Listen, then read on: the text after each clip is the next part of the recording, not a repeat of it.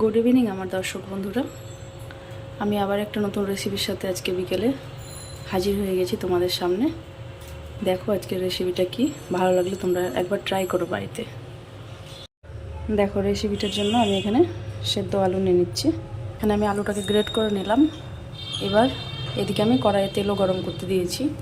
আমি কিন্তু এখানে মিডিয়াম আঁচ রেখেছি। ওকে, এবার এর মধ্যে আমি দিয়ে দেবো গোটা জিরে, গোটা মহরি, আর এখানে দেখো আমি ছোট ছোট করে গাজর, লঙ্কা, পেঁয়াজ আর আছে ক্যাপসিকাম, এগুলোকে এবার আমি এর তেলের মধ্যে দিয়ে দেবো।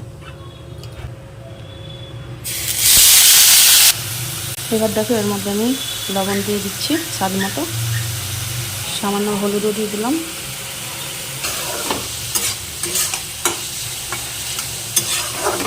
এতক্ষণ আমি মিডিয়াম আঁচে কিন্তু রান্না করছিলাম, এখন একটু আমি আঁচটা বাড়িয়ে দেবো।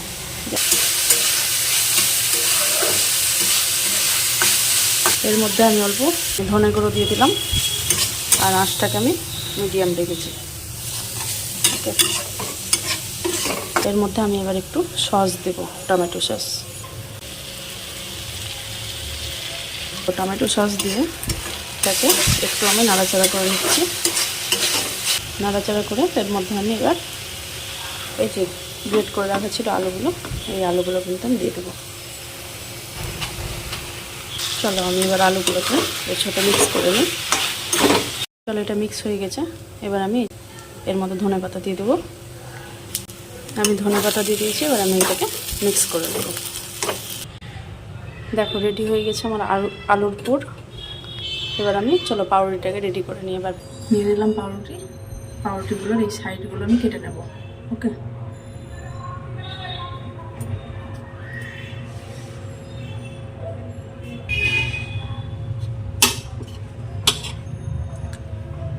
এটা কিন্তু আমার পাউরুটির সাইডটা কাটা, এটা আমি নষ্ট করব না। এটাকে আমি হালকা কড়াইয়ের মধ্যে জাস্ট মানে বিনা তেলে এটা একটু ভেজে নেব।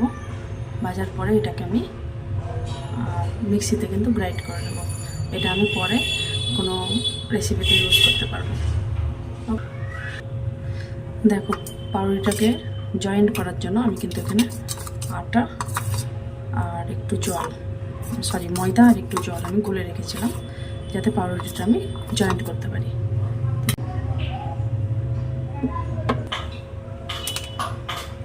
পাতলা করে নিলাম পাউরুটিটা। এবার এই পুরটা পাউরুটির মাঝখানে রেখে আমি জাস্ট একটা পকেট বানিয়ে দেবো।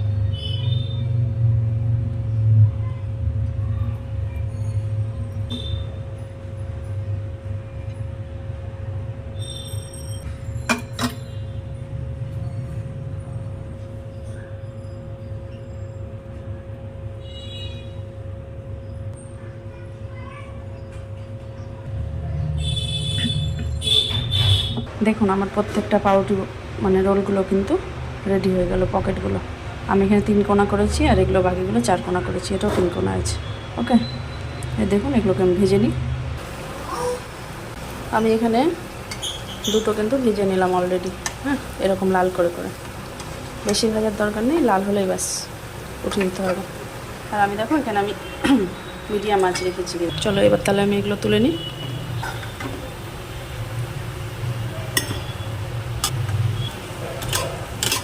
দেখো সেকেন্ড ব্যাচটাও কিন্তু আমি দিয়ে দিলাম।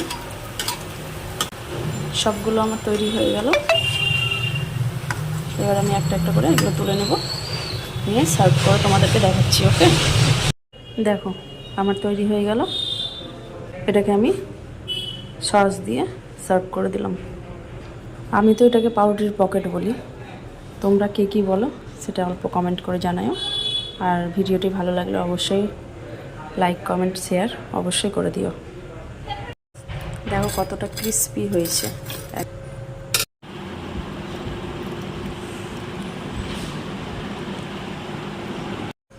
চলো আজকের মতো টাটা, এখানে শেষ করলাম।